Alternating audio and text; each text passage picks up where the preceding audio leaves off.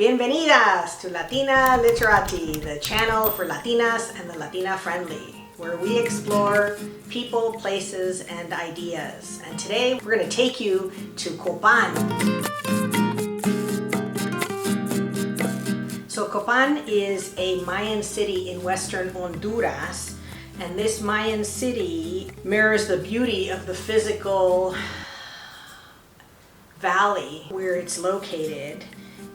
And during the classic Mayan period, it was a kingdom between the 5th and the 7th centuries AD. It was a major city with about 20,000 people living at the height. And the city of Copán controlled a vast area in the whole part of Central America, what is the southern part of the area of the Maya. And there are roads that lead between Copán to the city of Quiriguá in Guatemala. It's thought that Copán actually established the city of Quiriguá, and these roads link the two cities, and the architectural styles kind of mirror each other. So you kind of see that there was trade and there was transport, and there was definite cultural links between the two cities. These elevated ceremonial roads are called sekbe, and they were made of white limestone and maintained to gleam in the sun. Quite amazing to think about it. So Copán was occupied for more than 2,000 years. It's a long time. It is now thought the city developed a distinctive sculptural style. And when you visit today, you see the beauty in the temples and the palaces and the astronomical centers, as well as the ball court, of course the palaces for the rulers. Really beautiful architectural style. Copán has the longest historical record of any of the Mayan cities that you can visit today. I think there are 26 steps in the main temple that gives the history of the city from the rulers. So you have each ruler listed and some important events that occurred in each of the rulers. So we're talking about 400 years that are perfectly preserved in these hieroglyphics. And it's beautiful, beautiful to see. It's currently covered so that the elements don't degrade. Currently, there's a group of Japanese archaeologists working on the site when we visited a few weeks ago. There's also a forest of stelae. They are representative of different rulers of Copán, and they call them tet tun in Maya, which means tree made of stone. And they're really beautiful, amazing, impressive statues of the different rulers, really worth seeing. Copán was an amazing experience, 100% humidity, but an amazing experience. We saw tapir and turkeys, and you could feel that the forest around you was just full of life. It was really beautiful. And shout out to the Catrachos, because the Honduran people were so kind, so helpful, and at all times just really incredibly attentive and helpful, welcoming. Really encourage you when things open up a bit to visit, because Copán is a miracle of Mayan architecture, of culture, and a city worth visiting. So the architecture of the city of Copán was really well planned out, and the plazas have drainage so that the tropical rains would either drain into the nearby river, or they would stop the drains and they would create pools where they could study the sun safely. Amazing that our indigenous ancestors had the ability to study the stars, the moon, the sun, and create a perfect calendar. There is no need for leap years in the Mayan calendar. There is no calendar that compares to the perfect time sequencing of the Mayan calendar, and it's pretty amazing, aside from having the placeholder of the zero long before other civilizations had it. The latest theories are that droughts caused these cities to be abandoned, and that brings me to our own current drought of common sense when addressing our current climate crises. In Glasgow, Scotland, the 26th meeting to discuss the climate crises is underway. Hundreds of thousands of people are in the streets demanding action now. It's really the leadership of the young, both inside and outside, that are forcing countries and governments to say the time is now. From the global south, many of the leaders say it's too late, it's too little, and we need more, and we need it faster.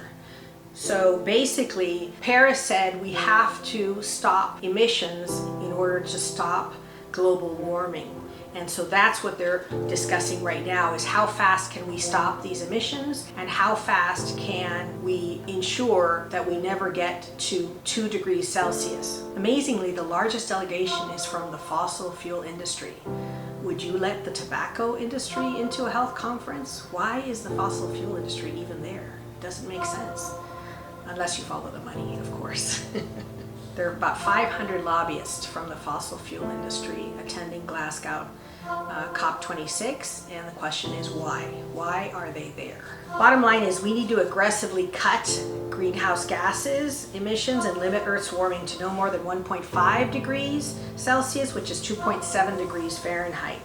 Activists say that we're on track to warm at 2.7 degrees or 4.9 degrees, and we're already seeing this all over the world, right? So we've already warmed 1.1 degrees Celsius, which is 2 degrees Fahrenheit, above pre-industrial levels. And so you're seeing the catastrophes of fires in Siberia and in Greece, and so we really need to come together and work to ensure that our governments do the right thing with regard to stopping all emissions and transferring our economies from fossil fuel. The global south is really correct when they say that they didn't cause the problem, but they're bearing the brunt of the consequences, and they're saying we need help paying for those consequences. It's not fair that the global north polluted and emitted all these greenhouse gases, but we're the ones suffering, right?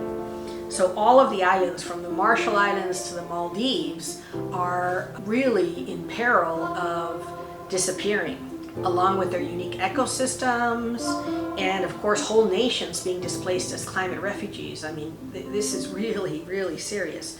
So countries impacted are asking for loss and damage from the global north, which makes sense, right? If you do something, you have to take the consequences. You can't just walk away, right? There's also countries like India that are relatively new to the industrial world are saying, hey, we just got here and now we've got to do our whole infrastructure to transfer to green economy. So we need help with what is called transitioning to the green economies, right? So countries that are up and coming need help transitioning, because the companies in the north have sold all of the technology for dirty fossil fuels, and so that needs to be undone, right? So we need to spend resources ensuring that everyone has the ability to transition to the green economy. This is an incredible opportunity to do things right, to train people in really good paying professions that will do good for you, for our communities, for our families, for everyone. So this is really, really important.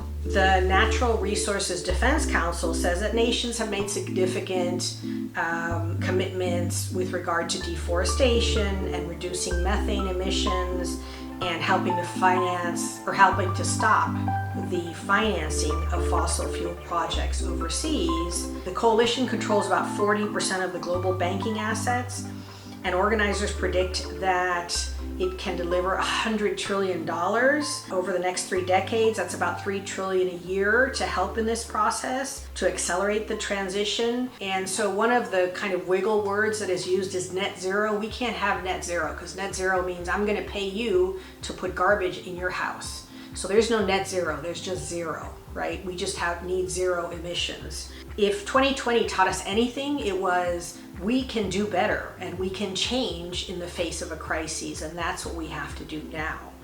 So in the description box below, I will leave some links for you to get involved and to help in this process. We need to pressure our governments, and we need to ensure that we're doing the right thing. So now we're going to go on to the book reviews, which is of course my favorite part.